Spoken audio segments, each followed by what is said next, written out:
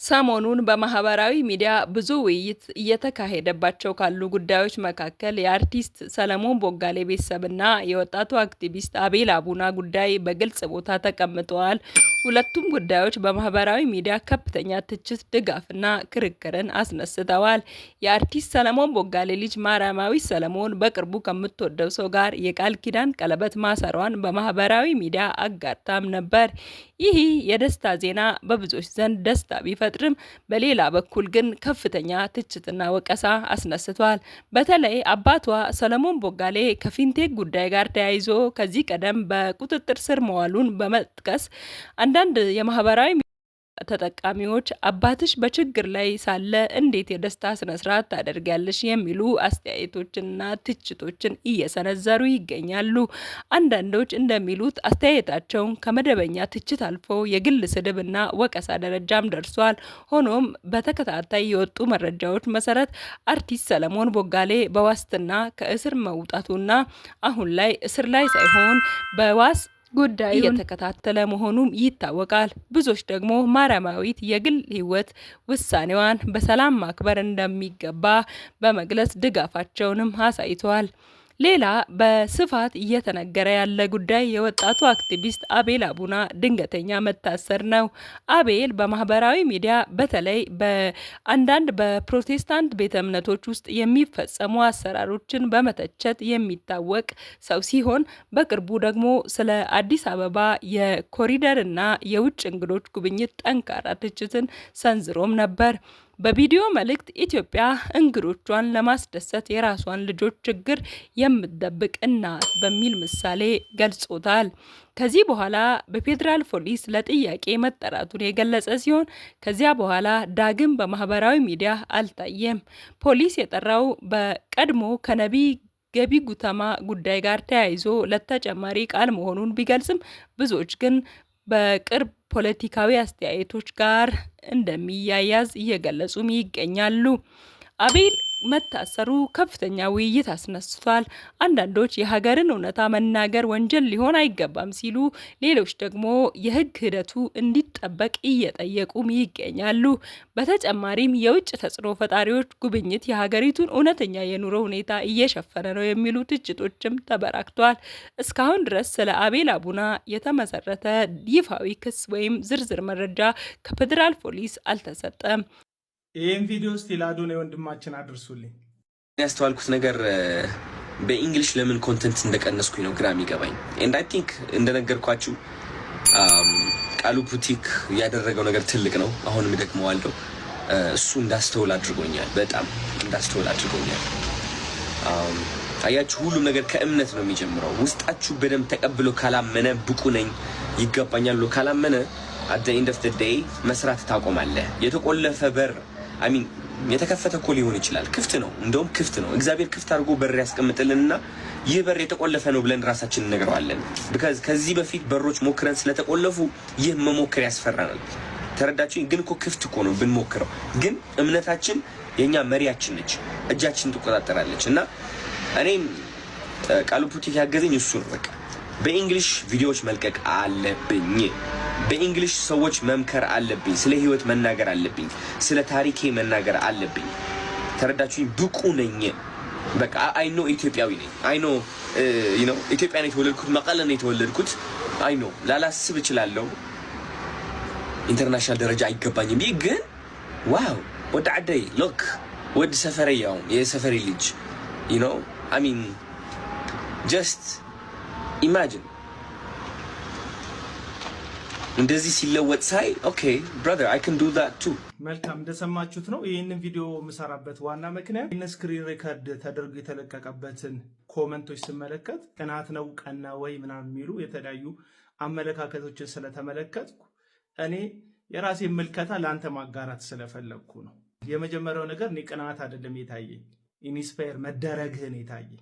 ቃሉ ፑቲክ የተባለው ታናሽ ወንድም በዓለም አቀፍ ደረጃ በሰራቸው የጥበብ ስራዎች የፈጠረው ተጽዕኖ ኢንስፓየር እንዳደረገ ነው የተሰማኝ። አቅም እንዳለ ኮንቴንትህን መቀየር እንዳለብህ፣ ነገሮችህን ደግሞ በእንግሊሽ ማድረግ እንደፈለግ በደፈን የተመለከትኩት ነገር ማለት ነው።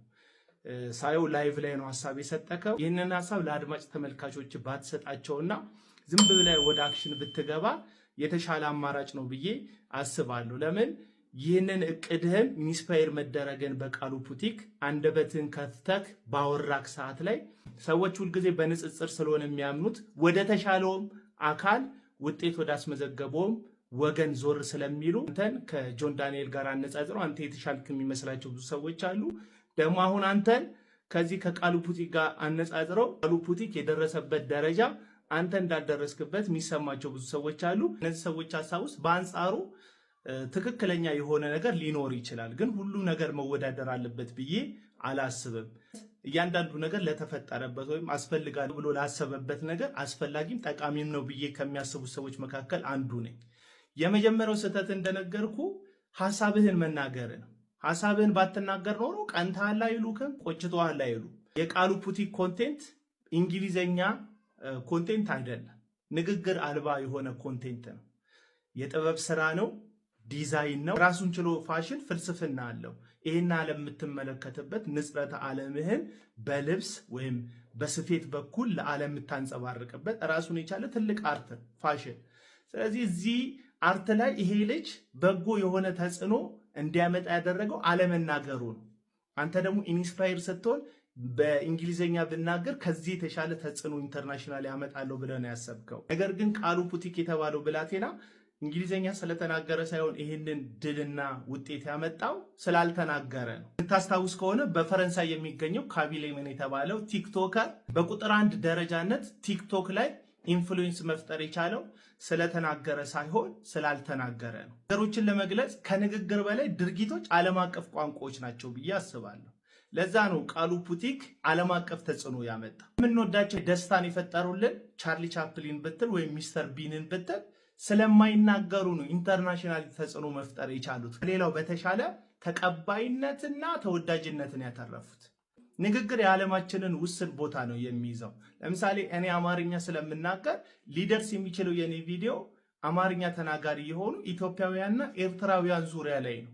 ይህን ደግሞ የሚያደርገው አልጎሪዝሙ ነው። ፈረንሳይኛ ባወራ ፈረንሳይ ቋንቋ የሚነገርባቸው ሀገሮች ላይ ቪዲዮ ይደርሳል። እንግሊዘኛ ባወራ እንግሊዘኛ የሚወራባቸው ሀገሮች ላይ ቪዲዮ ይደርሳል። እሱንም እንደ ኮንቴንቴና ኮንቴንቱ ላይ እንዳሳየውት ተሳትፎና ብቃት የሚወሰን ነው የሚሆነው። ስለዚህ ኢንስፓየር መሆን ኢንተርናሽናሊ ኢንፍሉዌንስ ለመፍጠር ማሰብ ራሱ በጎ ሆኖ ሳለ ባትናገር ኖሮ ጥሩ ነው የሚል ሐሳብ ነው ያለኝ። አንዳንድ ጉዳዮች ስለምንናገራቸው ነው ጠላቶችን አስከትለው ወዳጆቻችንን ለሌላ ሐሳብ እንዲጋብዙ የሚያደርጉት። ነገሮችን በልብህ መሰወርና በድርጊት መገለጡን ብትቀጥልበት የተሻለ ተጽዕኖ ታመጣለህ ብዬ አስባለሁ። ለምን የሰዎች አይምሮ ሁልጊዜ ንጽጽራዊ ስለ ደግሞ ሰው ለተሸነፈው ለወደቀው ለተዘረረው ሳይሆን ለዘረረው ላሸነፈው እንደሚወግንና በወደቀው ላይ እንደሚሳለቅ ሰሞኑን መነጋገሪያ ሆኖ በነበረው በንቃተ ህሊናና በጆን ውጤት ላይ መመልከት ትችላለህ። ሰው ላሸነፈው ለበለጠው ለላቀው ነው የሚያጨበጭበው የሚያሸበሽበው። በጣም ጥቂቶች ሰዎች ናቸው ከወደቀው ጋር ከተሸነፈው ጋር ከሞከረው ጋር አብሮ መቀጠል የሚችሉትና የተሸነፍክ የመሰላቸው ጊዜ አድማጭ ተመልካች ያጣህ የመሰላቸው ጊዜ በጣም ብዙ ሰዎች ከዙሪያ ከአካባቢ ዞር እንደሚሉ ማወቅ አለብህ። የመጨረሻው ደግሞ ኢንስፓየር ከመሆን አልፈ ራስህን አጉል ንጽጽር ውስጥ ገብተህ ምታፎካከርና ትከሻ ምታለካካ ከሆነ ወደ አጉል ዲፕሬሽንና ተስፋ ወደ መቁረጥ መልሰህ ትመጣለህ የሚል ስጋት አለኝ። በቃ የደረስክበት በጣም ትልቅ ደረጃ አለ። በዚህ በሶሻል ሚዲያ እጅግ የሚያስጨበጭብ ብዙዎች መሆን የሚፈልጉት ግን ያልሆኑትን ነገር ሆነሃል አንተ። ያንን ነገር ኢንጆይ አድርገው አጣጥመው። እግዚአብሔር አምላክህን በዛ ጉዳይ ላይ አመስግንበት። ከአቅም በላይ ነገሮችን ለመያዝ በመሞከር ውስጥ ራስን ማጣትና ዲፕሬሽን ሊከሰት ስለሚችል ማለት ነው። በተረፈ ግን የተናገረ ሰው ሁሉ ቀንቷል ብላችሁ ደግሞ የምታስቡ አንዳንድ በጎ አስተሳሰብ የሌላችሁ ወገኖቼ ራስን ከተሻለ ሰው ጋር ማነጻጸር ሁልጊዜ ቅንዓት ሊሆን አይችልም። ስለዚህ ይህን ነገር ብታስቡ መልካም ኖራለ። ይመች ብራስ